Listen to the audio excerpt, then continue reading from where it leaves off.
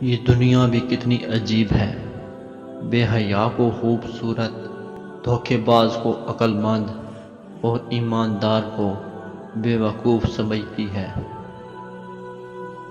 شیخ Saadi فرماتے ہیں، تم اپنی ہزار غلطیوں کے باوجود اپنے آپ سے محبت کرتے ہو، لیکن دوسروں کی ایک غلطی کی وجہ سے ان سے نفرت کیوں کرنے لگ جاتے ہو؟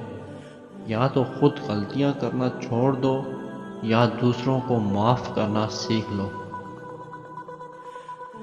آپ کے اخلاق کی قدر بھی لوگ اس وقت کریں گے جب آپ کے پاس دولت اور طاقت ہو۔